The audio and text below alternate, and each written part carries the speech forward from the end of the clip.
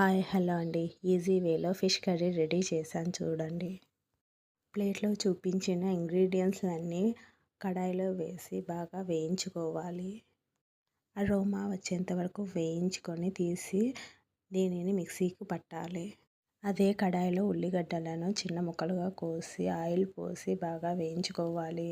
మిక్సీకి పట్టిన మసాలా దినుసుల్లో ఉప్పు, పసుపు, కారం, కొబ్బరి పొడి, అల్లం వెల్లుల్లి పేస్ట్ వేసి మిక్సీకి పట్టాలి. ఇందులోనే వేయించిన ఉల్లిగడ్డలను మెత్తగా పట్టాలి. నానబెట్టుకున్న చింతపండు నుంచి గుజ్జును తీసి ఒక కడాయిలో ఆయిల్ వేసి అందులోనే చింతపండు రసం వేసి మనం మిక్సీకి పట్టిన పేస్టును వేసి బాగా కలుపుకోవాలి.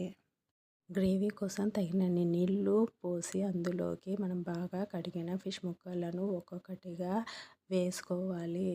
కదపకుండా 10 నిమిషాలు అట్నే ఉంచుకోవాలి. కదిపితే చేప ముక్కలు చిట్లిపోతాయి.